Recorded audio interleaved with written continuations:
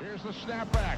Here's the kick. He's got the leg into it. If it is good, and it is! Austin Starr, a 49-yard field goal, and Indiana leads 27-24. Oh, it's an end around one to throw. Page looking at the quarterback, and it's a touchdown! Page finds Leno! Penix rolling out of the pocket to a strong hand. Delivers deep down the field. Caught, touchdown! Fried Fogel again.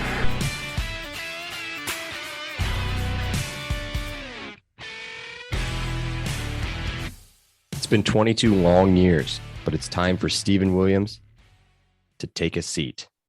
Welcome to the OEO podcast. I'm your host, Michael Bragg. You can find me on Twitter at Bragley. That's Braggley. I'm here, as always, with my co-host, Brandon. You can find him on Twitter at Brandon Dubich. It's Brandon spelled traditionally Dubich, D-U-B-I-C-H. What's up, Brando? History was my favorite subject in high school, so today was pretty significant for me because we made history today. I was going to save it for my final statement, but I can't. Today was my favorite signing day ever. I mean, it was nice to be nationally relevant. I just can't believe IU was nationally relevant in football recruiting. That's right. It's wild.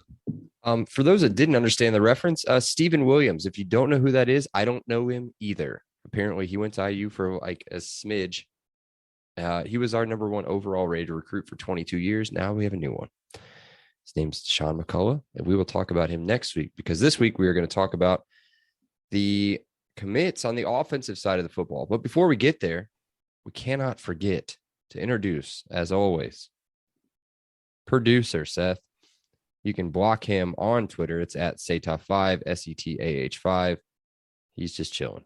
So, all right, man. Purdue loses to Rutgers in more than just basketball. Oh, Dude, you promised. Come on. Oh, no. Lose in recruiting rankings and on the basketball court. Yeah, fun fact, guys, before we get started. The entire East is, take this for what you want, is ranked ahead of the entire West division of the Big Ten in final recruiting. Well, not final, but early signing period recruiting rankings. Best in the West. Best in the West. Yeah, it's like being that. Never mind. So, all right. Well, the let's least get into sharp tool in the shed. That's better than what Also I was going to say.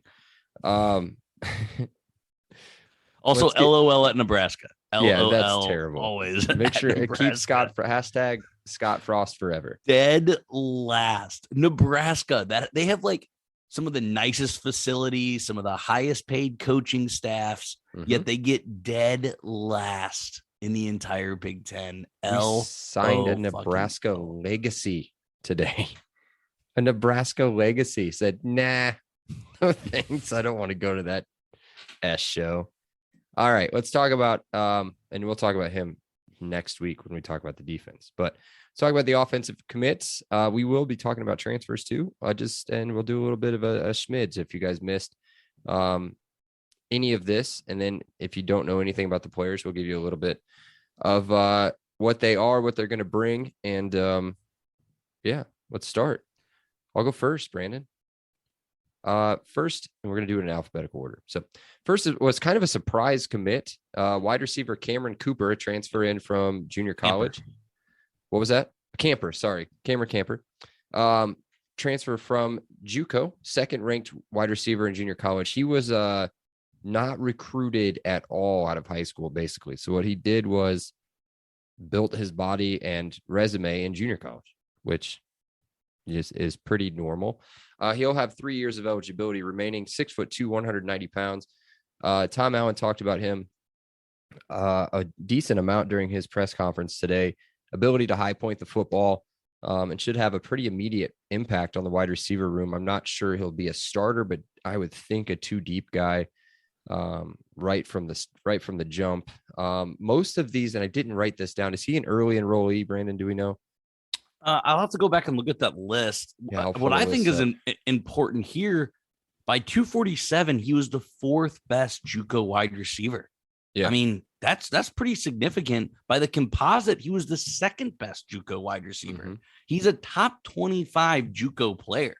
I mean, a JUCO linebacker is going to go in the top 10 this year. Like, JUCO players, get rid of that stigma, right? Like, they're JUCO for some reasons. There's still a lot of talented players here. I'm trying not to get excited from another transfer wide receiver because Cam Buckley is still somewhere up in my head. But no, I think this could be a low-key steal. I like this guy.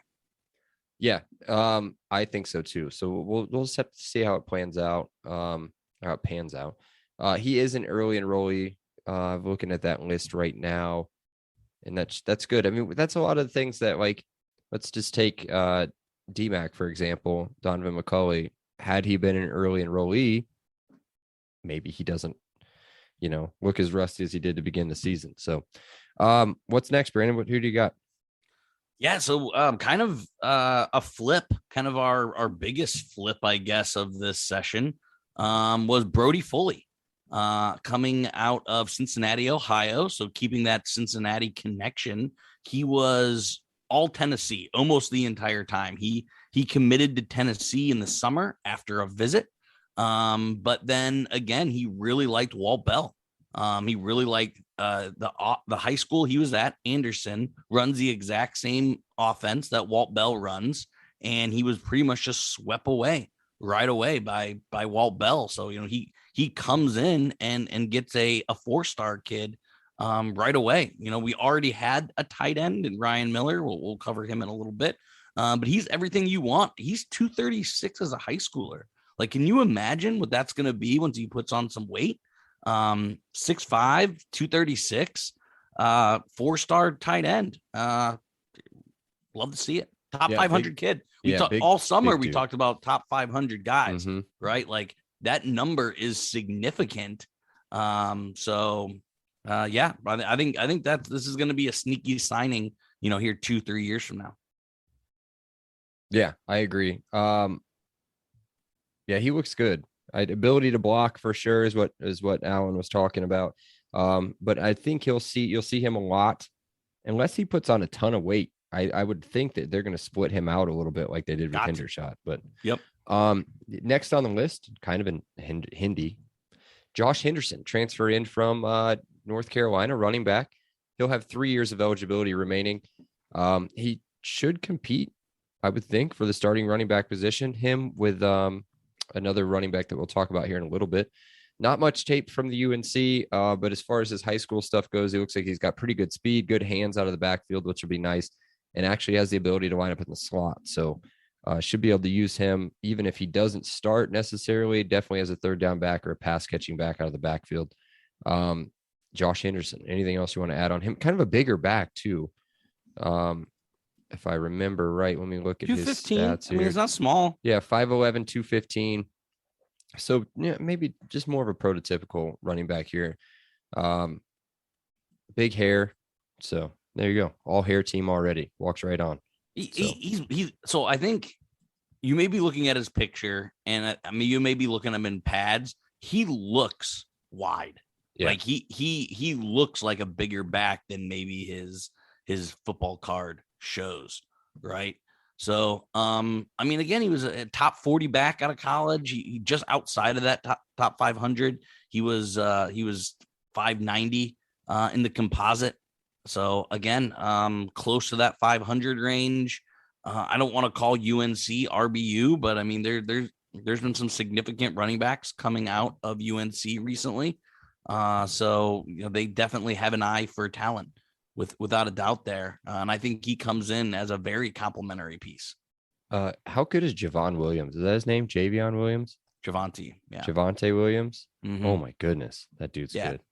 Yeah. They need Melvin Gordon out of there in Denver, but yeah, he's going to be a stud for a long time. Yes. You're up. Speaking of studs. Yeah. And this is a guy that I think we're all excited about. I mean, whether it was national recruiting gurus, whether it was local reporters, everyone was just drooling over Jalen Lucas. He's listed as an athlete, but I think he's going to play all over the field. He's going going to to line up compete at running back is what we've been told. So continue. Yep. Sorry. No, I mean, you just look all over a place. Steal of the class, best I've ever covered. You just the praise was on and on and on. That's what I meant. Like, he was one of the fun storylines that made signing day so fun this year. Hines Ward recruited him. I'm pretty sure that guy knows a thing or two about talent. They just absolutely couldn't be more excited. We're going to talk about it here a little later. I think Jalen Lucas can have an immediate impact. That's hard to put on true freshmen in Big Ten football. But I think out of all the guys we covered so far, only about a third of the list, I do think he probably has the most impact on next year's team. Yes. And we'll talk about that a little bit later on. Maybe. I don't know, man. I mean, we'll see. Maybe another one of these running backs on here will have a big impact too. But yeah, 3-star kid out of New Orleans. Super, super excited about this kid. He'll be another mid-year enrollee as well. So an evaluator called him the next Rondale Moore. I didn't say it. I think that's ridiculous. Got to give Rondale Moore all the credit in the world. But if you want to look for a ridiculous comp, because comps are ridiculous, that's the comp. Yeah, man, I could only hope, I guess. Just with less injuries would be nice. Next on the list, offensive tackle, an area of need. Bray Lynch, a 3-star tackle out of Austin, Texas, plays for Westlake, I think, if I'm remembering this right. They're still playing. They are still playing for a championship this weekend, I believe. He is not going to enroll early. He'll be a spring enrollee or a fall enrollee. Left tackle, but could slide inside, plays on one of the best high school teams in Texas, which we just talked about. Tom Allen went out to see him last week in that semifinals, and he said it was one of the best high school teams he's ever seen. So that's good. That's good pedigree to come from. Hopefully can come in and make an impact on a line that needs some help. So what do you got next, Brandon? I just go back on Bray Lynch. Yeah. I get sucked into this probably a little too much. I'm certainly a sucker for it, but I think he's a culture guy. The guy has only won, right? Like, the guy has only won everywhere he's went. You need guys like that. You need guys who have won, who expect to win. And I think that's who Bray Lynch is. Second point on him, I was so scared we were going to lose him. When Hoover left, I thought he might be the next guy to go. He was close with Sheridan as well. And, you can't just bring one lineman, or, you need a couple linemen, especially at the tackle position. So I think this was a really important keep for IU. All right. What do you got next?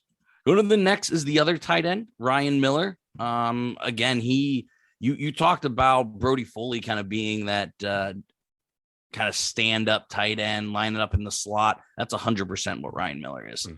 He is modern day tight end. I think I called him, a high school version of Mike Gesicki, the way he plays. Like, he's only tight end in label. He isn't tight end at all in what you think of. Ryan Miller kind of looks exactly what you want in modern day football. We haven't really seen anyone like that at IU, so it'll be interesting to see how he fits into a Walt Bell offense. But again, it's where the game's going, and you need guys like that. Yeah, you just reminded me of Brody Foley's scouting report. So he's being compared to your boy, Pat Freiermuth. Yep. So I think both of these tight ends coming in are going to be pretty impactful in the pass game. Again, as long as they're used right and can build their bodies up a little bit. Miller is going to be an early enrollee this year as well. So immediately get in and hit the ground running. He's 6'6", 215. Yeah, that is got to hit the weight room. Yep, got to hit the weight room. Another person who is not tiny, and the next one on the list, offensive lineman DJ Moore, or as Brandon likes to call him, Okay. The demon. There The you go. demon. 3-star out of Fort Wayne, 6'5", 315 pounds as a high schooler, 6'5", 315 pounds. I said Bray Lynch might walk right in. DJ Moore might just walk right into this line. Interior offensive lineman again, strong, powerful, good hands. I say walk right in. He's probably going to need a little bit of time to develop and get ready for the speed of college, but a nice prospect on the offensive line. Do you have anything else you want to add on DJ? A few things. Top 500 guy. Sorry, be a broken record here. Top 500 guy. That's important. Top 20 interior offensive line in the entire country. That's huge. I mean, that's to get a top 20 position guy. That's something IU isn't in the discussion on. And kind of the biggest thing is a two-part here of playing defense. Not only did we keep him, he had people trying to recruit him the entire time, but we fought like hell keeping him on our team, and we fended off Cincinnati, Minnesota, Purdue. It's a big recruiting win. I mean, These are teams you're playing, every year in the Big Ten, and then Cincinnati, who you're going to be competing for a while with. This was a big recruiting win on multiple fronts here. Yeah, his offer list is very impressive. Ohio State, Nebraska, Oregon, Penn State, Tennessee, Texas A&M, West Virginia. As you said, Cincinnati, Missouri, Minnesota, Arizona State. I mean, it's pretty impressive. So how hard these teams recruited him, I'm not sure. I know Ohio State was sniffing around early. But yeah, again, either way, good kid, should be able to walk right into the team. Hopefully can develop and sharpen his tools when he gets there. So what do you got next, Brandon? How about Coach McCullough's first recruit, right? Yeah. Like he came in and just landed this guy immediately. I mean, talk about offer lists. I mean, this guy had it from everybody. I mean, we're talking Notre Dame, Alabama, Oregon. I mean, you name it. This guy had the offer list for it. And we were kind of looking, he's probably running back 4, running back 5. There's a strong possibility that our third best recruit is a redshirt.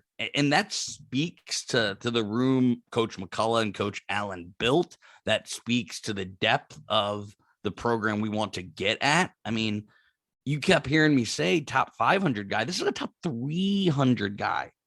He's just outside of that top 20 position player. He's the 21st ranked running back. This guy is going to be a stud, and I'm pumped that he kind of gets to learn not only under Coach McCullough, but under some of these transfers that are coming in. Because again, I think he has potential, all Big Ten potential 2 or 3 years down the line. Yeah. Again, kind of that scouting report on him that 24/7 does. Damian Harris is his comparison. So his name's Jabron Payne, by the way. I said it, but I said it very quickly. Thank you, producer Seth, for catching that. Oh yeah, he definitely said it. You definitely. I said it fast. I said it right away. But yeah, gotcha. Jabron Payne. Yeah, the kid's good. I mean, really good acceleration, solid pass catcher. He's not. I don't want to say he's not breakaway speed, but he's definitely a home run hitter. But he's not like a. Let's just say he's not going to Oppo. Let's say that. Okay, so, and then another kid that will be here in the fall is next one, running back RB1, Brandon, maybe Sean Shivers, transfer from Auburn. He will have 1 year. He's a graduate transfer to play here. He is the number 10 overall running back in the 2018 class. 5'7", 190 pounds, and I think 190 might be generous. In the skinny side of it. I think this dude is a freaking bowling ball. He will be an early enrollee, will be here early on. This kid, if you've seen the highlight tapes, you want to talk about explosive and hitting a hole hard, that's him. Not afraid of contact. And then something I've read, which was pretty, for me, this being maybe my second favorite IU player of all time, this is a good comparison. IU hasn't seen the kind of speed that Shivers has since Tevin Coleman.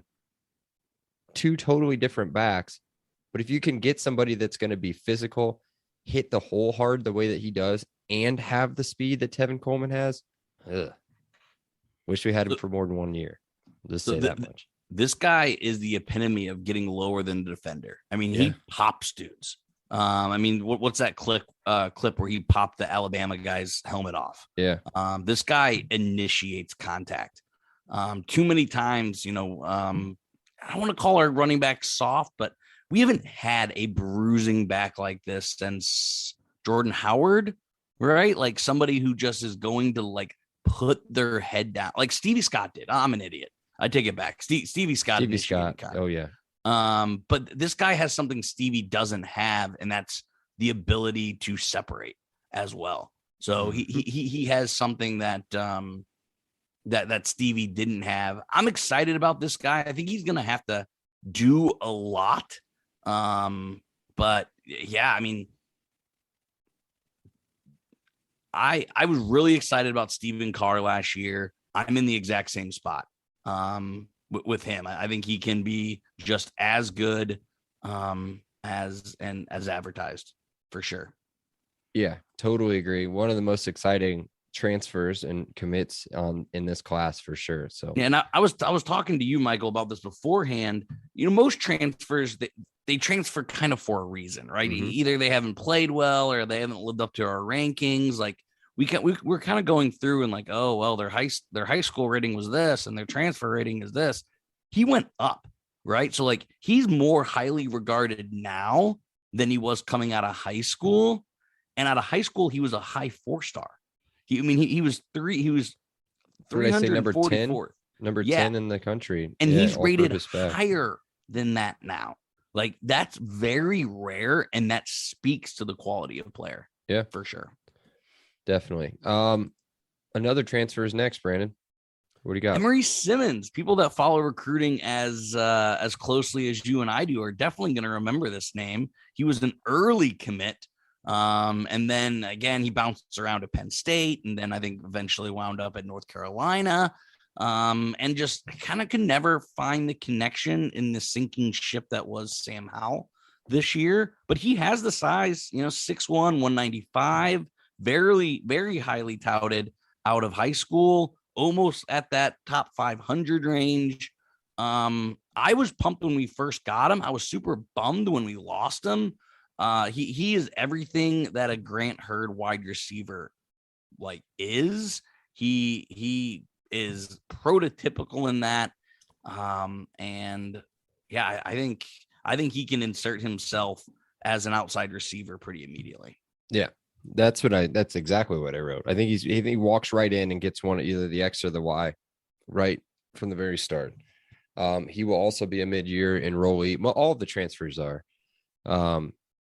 So that'll be exciting to see him get a lot of that under his belt, get the new offense figured out, and step right onto the field. So last commit and another mid-year enrollee out of high school, 3-star offensive tackle Carter Smith out of Powell, Ohio, 6'5", 280.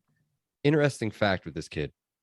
Not a whole lot you can talk about as a tackle as far as like being super exciting, but with a tackle, you want what? You want to be explosive. You want to be athletic. You want to be able to move your feet well.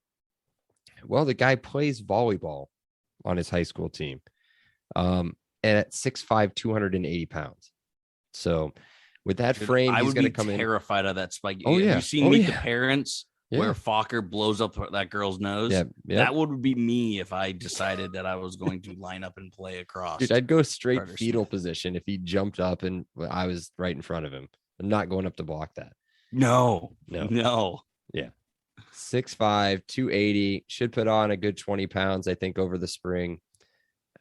This kid, since he is an early enrollee, I think this is a legit shot at just walking right into the offensive line. So don't know much about his high school or any of that other stuff, but really good looking talent coming out. I mean, he's anything right else you in wanna Ohio add? State country. I mean, Yeah. that's a huge coup. It's the weird thing that I saw, and the Midwest does a pretty good job in recruiting rankings. 247 has him as 191st ranked. Composite, which is everything else, is 627. Everything you guys have heard me say is composite. If you don't know what composite is, it's about 3 or 4 different rankings, and it's pretty much an average or a mean. I'm not quite sure if it's an average or a mean there. So I normally go by composite because I think that's the most unbiased. Yeah. But 247 loves this guy. 18th ranked offensive tackle in the entire country, guys. Yeah. So again, that's just one scouting service, but that's a 92. If he was a 92 ranked, like that's, you know what McCullough is? I mean, he's a 97, 97, but 92 would be our second best recruit. I think you're onto something here, Michael. I definitely think, he could be somebody that maybe doesn't play like the first couple games, but if God forbid there's an injury or the offensive line isn't playing well, he could insert himself by mid to late season if the offensive line play isn't there. Yeah, super smart kid too. Took 4 of his 5 official visits all in a row. Tennessee, Northwestern, Virginia, and IU all in a row. Committed the day after. Well, not the day after. When did he? It was pretty soon after his Virginia No, it's the day visit, after. It was June 14th, and he committed on the 15th. That's right. But yeah, his offer list is insane. As I already said, Northwestern, Tennessee, Virginia, but then you've got Auburn, Cincinnati, Iowa State, Louisville, Michigan State, Minnesota, Nebraska, Ole Miss. Cincinnati's butt this cycle in recruiting. Yeah, we really did. What we usually do. I feel like they don't take too many of our recruits, but we'll see. But we went 2-10, and they're a college football playoff team. That's right. Right? That's right. Like, yeah, you're right. We should beat an American. We should beat a group of 5. Should have beat him this year. But we were 2-10, and they're a college football playoff team, and we stole at least 3 recruits from them. We're one targeting call away from them not being in the college football playoff. I think that's significant. Maybe it's not significant, but you need to win those regional matchups. And I think we did really well, really, really well this cycle, winning the regional matchups. Yeah, I totally agree. Sorry, I was talking ish in the chat. So how producers should like keep our attention and like keep us focused or and just provide not us information. Do things in the background at the chat. Yeah. Producer Seth is doing the opposite in this one. He's very distracting. Yes. You and I have had multiple pauses because we're either reading something that has nothing to do with what we're saying. He's over here talking about Matt Harms. And he's sitting here making gestures. Very distracting from producer Seth today. Yeah. All right, moving on. Who is the most exciting player in the class on offense for you? I think we have the same answer. It's Jalen Lucas. I'm buying in the hype. I'm drinking the tea, whatever you want to say here. I cannot wait to see what we do with this kid because I think we can do so much. I think whether it's jet sweeps, whether it's read options, whether it's, a million different things. We haven't had speed speed was an issue as soon as DJ Matthews went down. We had no one that any defense really had to worry about. Again, David Ellis would have been another one, but again, another person that was injured majority of the year. You have to worry about this kid. You absolutely have to do that. And it's signing day. You're allowed to be excited, and I'm getting pumped about this one for sure. We'll get pumped about this. Here's what Tom Allen said in his press conference. He used the word dynamic quite a bit. Says makes plays in space. He'll be used in the return game, which is very exciting. Just needs to get the ball in his hands any way possible. This is the one that kind of like made me stop in my tracks. He was told by somebody, he did not say who it was, but that he may be the most dynamic player in the country in this class. So to pull something like that off, again, this kid, not superly like over the top recruited. He's not super high ranked, 3-star kid in the top 1,000 nationally in the composite. but he's listed as an athlete. So he's top 65 athlete in the country. The offer list isn't crazy. Louisville, maybe one of the other big high ones. He was leaning towards he was committed to Tulane, right? Mm-hmm. Leaned a little bit towards Florida Atlantic. But again, if you think about those teams, those Power 5 teams, FAU, Tulane, what do you think? Shifty, athletic, fast players. Maybe not the strongest players ever, but to hear somebody say that he may be the most dynamic player in the country in this class is pretty exciting. So anything else we want to add before we move on? Nope. Seth, you got something? I got one. This one's name is unknown quarterback prospect. That will be the most likely or the most exciting one, I think. Yeah. We don't know who it is, but I anticipate that unknown quarterback will probably get some significant playing time at some point during the season. So that's what I'm going with. Dark horse. You think a quarterback might get some playing time, Seth, on this team? Really going out on a limb. Somebody brought their A game today. Oh my gosh. All right. Let's move on real quick. But before we do that, let's get a word from our sponsor, Monon Track Club. MTC is Indiana's running brand built on a deep love for the sport in the Hoosier State. They craft products, tell stories, and create experiences that aim to celebrate, support, and add to Indiana's running culture. Check out the link in the show notes for more details on their club runs and to shop their gear, from shirts to hoodies to koozies.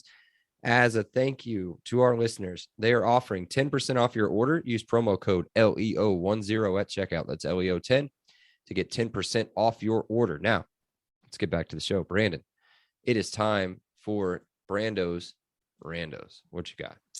There we go. All right. So I got a couple here. So I'm going to try to go through it a little quick. What's bigger? That we got 4th in the Big Ten or that we were 20th in the country? What is more significant? Like what 20th in the country? 20th in the country. See, Seth disagrees. I'm with you. I think we can use 20th in the country in future recruit. Like, hey, come join this. This is what we've built. I'm with Seth. I think to us fans, 4th in the Big Ten is big, right? Like the fan base, I think, is going to rally around, hey, look, this is where we're at against our peers. But I think within the program, 20th in the country is going to resonate with younger kids more, for sure.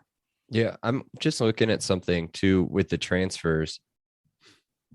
IU's ranked 3rd in the country in transfer ranking so far. Whether that's good transfer or bad, you, I don't baby. know, transfer you. I said it over the summer. I'm okay with that. Who's ranked ahead of us? Who's second? Speaking of transfer you, Florida State. Michigan State. Yeah. just a smidge above us. Okay. What's next? All right. So, again, we landed some real, how many times did I say top 500, top 300? We had a really good class, but out of the position groups, which one would you wish we had a little bit more? There's one obvious answer. So, quarterback. Like, let's not give the quarterback answer. What other outside of quarterback, group would you like us to see maybe snag 1 or 2 more guys by February? I know the answer of what they're going to try to do, but for me, and I don't want to be a message board guy, but offensive line is pretty concerning with the talent that we had last year. Whether that was offensive scheme, maybe, or was it actual playing talent? I don't know. And losing, what is his name? Caleb Jones to the transfer portal. Not saying he was super great last year, but doesn't help. Now bringing in somebody like Carter Smith as an early enrollee should really help with that depth. But I would think bringing in some sort of transfer would have been a nice addition to the class. But other than that, I think they did a pretty good job on offense for sure. Yeah, offensive line is the other answer. I mean, I think I would have been more comfortable. 5 would have been ideal. 4, I think, is where we should at least be, which means we need to add 1 more. I think I would have also liked to see a wide receiver. I think our wide receiver room was a little disappointing this year, to put it politely. I like Camper and Simmons, but I would like to see it. It could be transfer or recruit, either one. I'd like to see our wide receiver room get bolstered a little bit. Yeah, I was thinking about wide receiver too, but the only thing I think we're okay at wide receiver. And the reason I say that is because you do have young talent. Holt Bennett, you've got Jacques Smith, you've got other people that didn't see the field a ton that will develop and did develop this year and will develop over the spring and into the fall camp and should emerge and start to emerge. So I think that the room is pretty deep, but whether or not the talent is there with those younger recruits, we'll just have to wait and see. So I slightly agree with you. But I want to hold out hope a little bit for what we do have in there right now. And we do bring back DJ Matthews again and David Ellis. And so those players don't need to be forgotten either. So what's next? Yep. So got to do the whole podcast thing, right? Like, we're not exactly, ranking lists or whatever, but got to grade this. Seth, Michael, give me a grade on what A, B, C, D, F on this offensive haul for IU. Can't give incomplete with no quarterback either. Gotta grade it for what this is.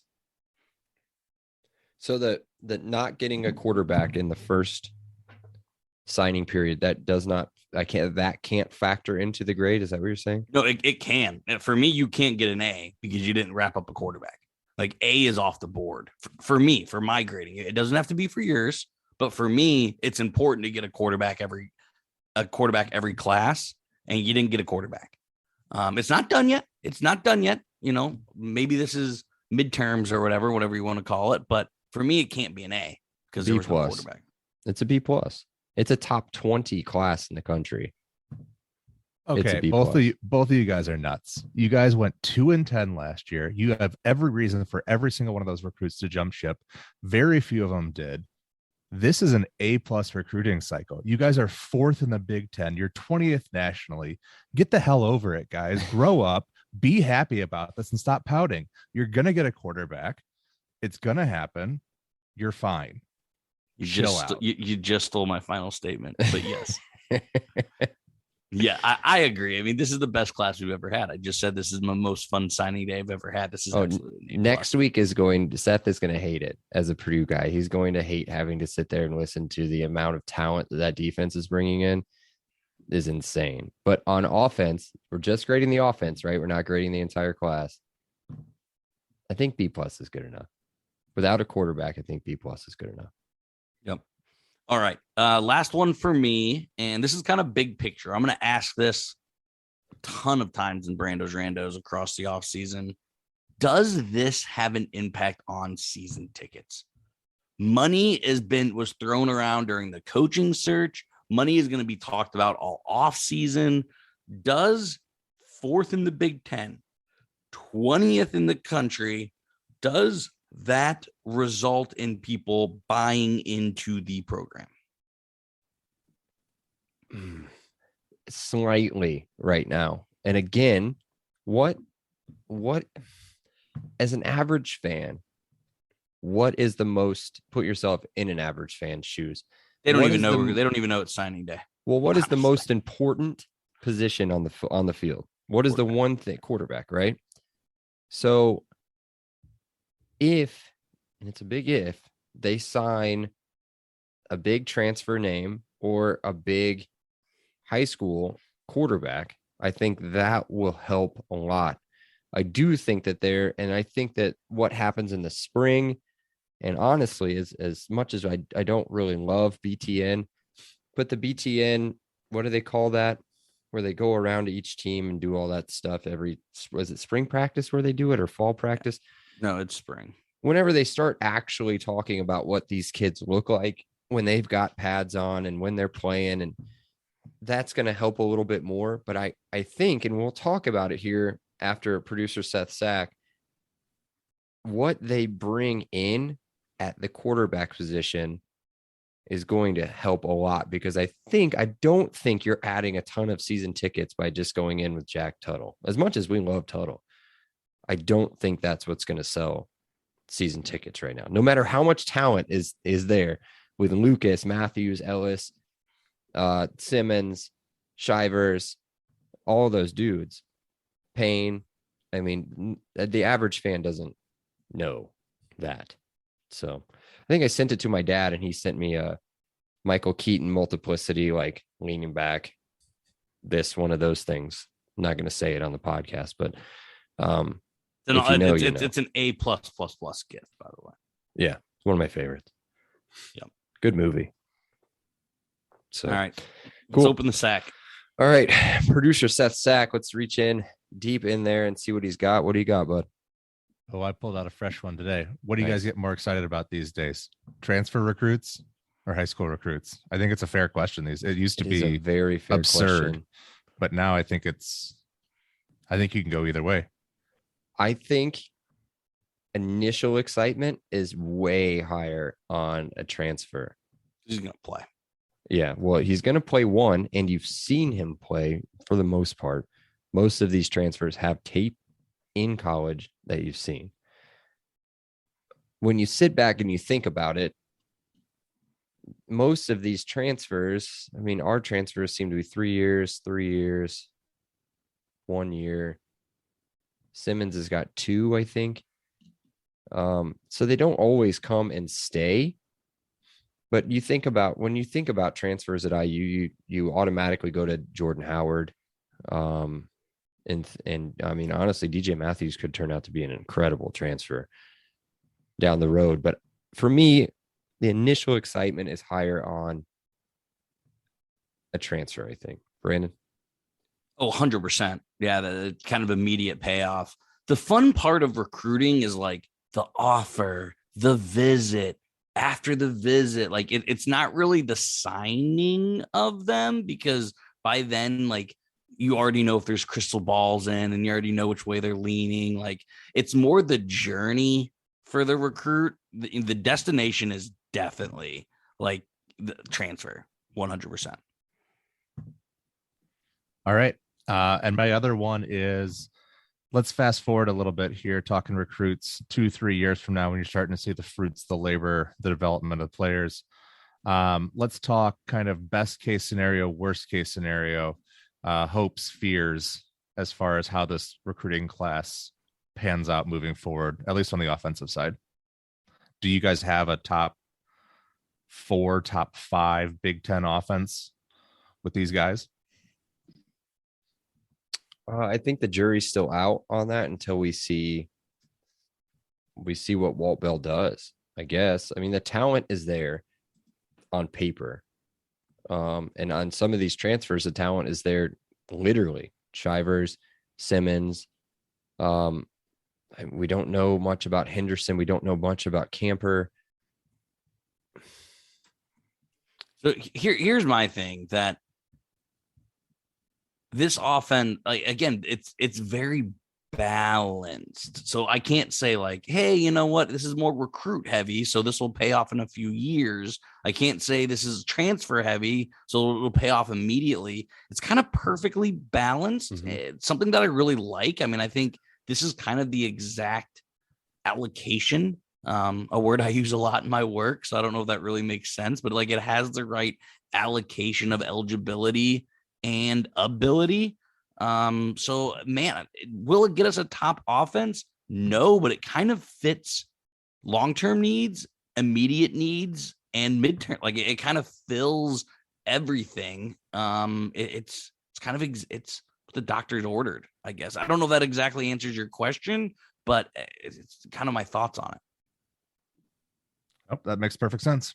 All right, I'm empty. All right, cool. Well, this will be kind of fun and totally speculative. That's the word I was going for. Remaining areas of need. I want to talk about the 2 on offense that Tom Allen talked about. The most important, quarterback. He said, quote, "We're going to bring in 2 more, a transfer and a high school player. And then he mentioned wide receiver and defensive line as being two other areas that they want to finish the class off with. Brandon, let's talk, because we don't know anything about wide receiver. I think they get another transfer at wide receiver. Wouldn't you think so? Or would you think a developmental high school kid? No. You don't think so? Okay. So we're going to leave that one alone. This is what I'm excited about is who do you think we bring in high school? There's one particular recruit out there that seems to be pretty high on our radar. I mean, one of our coaches literally tweeted out a TB12 GIF, and his initials are TB. Tanner Bailey. I don't think you can do that and not feel confident in him. I mean, he was an Oregon signee. I think Oregon quarterbacks do pretty well, at least in college, right? R.I.P. Joey Harrington. He's not dead. His career was. Yeah, no, Tanner Bailey is obviously the exciting thing. I think I was hoping we'd lock him up. Yeah. Him being able to take other visits is hashtag not great. But yeah, no, Tanner Bailey would definitely shoot up we wouldn't be 20th ranked in the country anymore. That would jump us up a few spots. If I'll do that real quick, if I can hop on the class calculator real fast. The more interesting thing to me, because I think it's Tanner Bailey or bust. I really do. On the high school front, it's what we don't know that's been the whole message board scuttlebutt, is who the heck are they bringing in the first week of January, because that's the only time you can host recruits. You can only host recruits. You can go visit, but you can only host recruits 1 week in January. And Tom Allen said that as in we will have recruits coming. So everyone's like, who? Who's yours? Didn't even try. That was unintentional. Seth, you seem like you might know something here. Do you want to give some news? All right. I have two guys I've done a lot of research on. One, I don't think there's a shot in hell. And that's Zach Gibson, the Akron quarterback transfer. He's all but cinched to going to Georgia Tech. Please don't talk about the one I want to talk about. Please talk about that one. Of course I'm going to talk about him. Incarnate Word. Oh, he is. Can I talk about him? Can I talk about him? Yeah. He hold on. Let me just go. He visited Ole Miss. He's been talks with Houston, North Texas, and IU. And allegedly there's others beating around the bush. Who is? I honestly have no idea. You guys have not You're told me kidding. about this at all. You're I don't kidding. Know who? Cameron Ward, dude.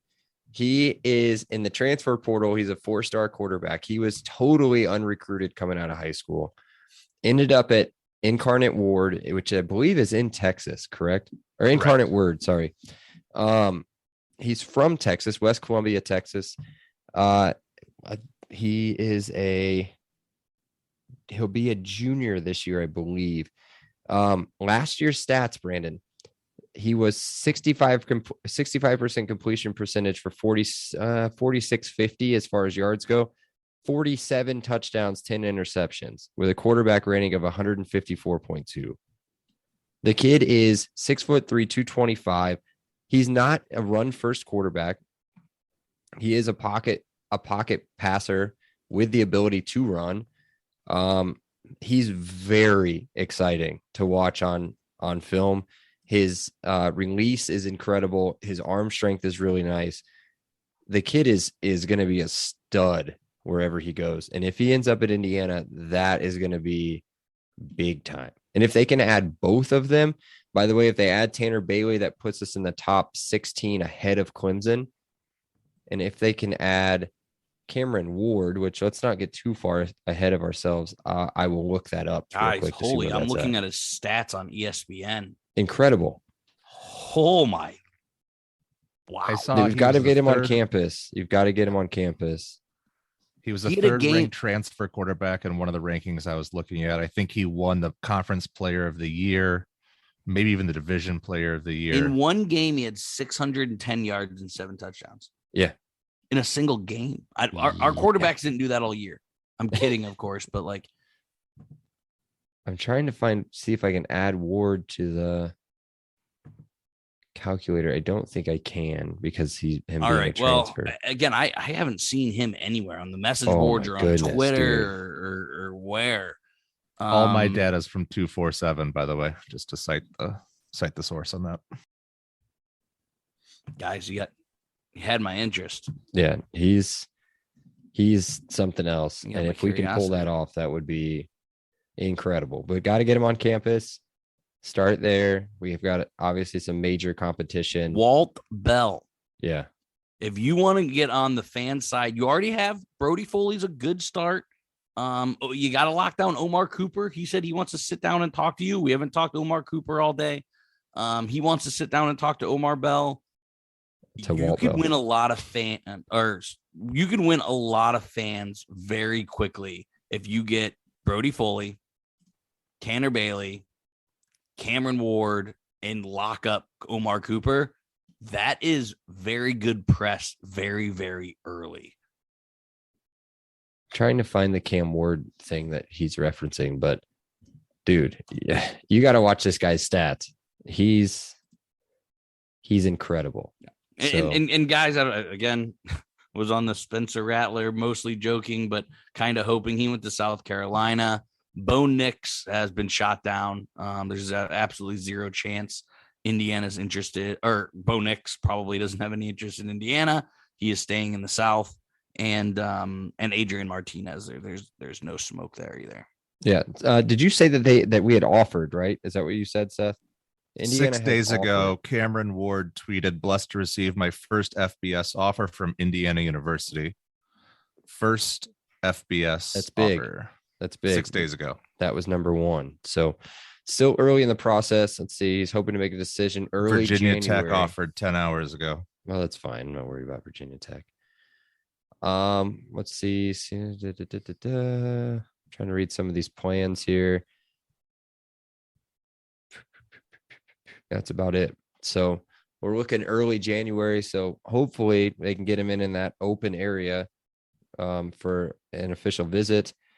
And we've got, I think our strongest competition is going to be Kiffin at this point. So granted, he is a Texas kid. Houston runs a hell of an offense for a quarterback.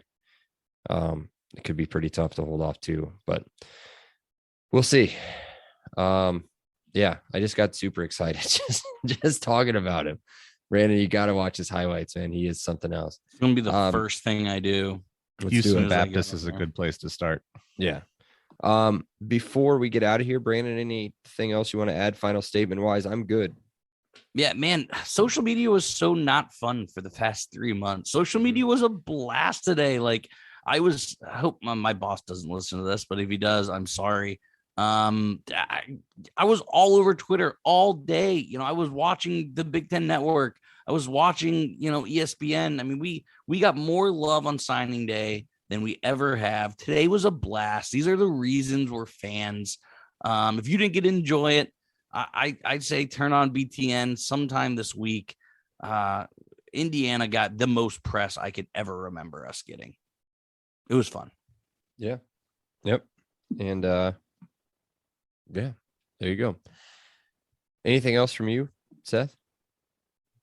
No? I'm all good. I was going to say turn on our podcast too, but I guess if you're listening to this, Brandon just told you to turn on BTN. So yeah, there you go. It all checks out. Be sure to check out the pod on Twitter.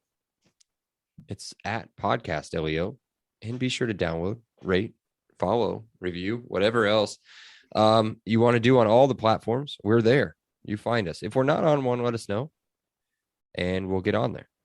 But until then, we'll talk to you next week when we talk about the commits on defense and any other news that may have been added along the way. You guys thought this podcast went long? Just wait until next week. Oh, yeah. Wait until next week. Like maybe wait for like a flight home to go see your family or something. Or just listen to it immediately on your way to work, at work, on your way to lunch, on the way back from lunch, and then on your way home, and then while you're at home. That's how long it'll be. So until then, we'll talk to you guys. We love you. Elio. Elio. Elio. He said it. Elio. Awesome day. Elio. Thank you so much, Rick. I appreciate that. Elio. All right, great. Elio, appreciate you guys. Elio. You're welcome, Dave. Have a great day. Elio. Have a great day, Elio. Appreciate you being here with us. Have an awesome day, and Elio. Oh, thank you so much, Elio. Well, thanks so much, Elio. Hey, thanks so much, Mike. Appreciate that. Elio. Appreciate you guys, man. Have an awesome day. Elio. Awesome. Elio. Elio.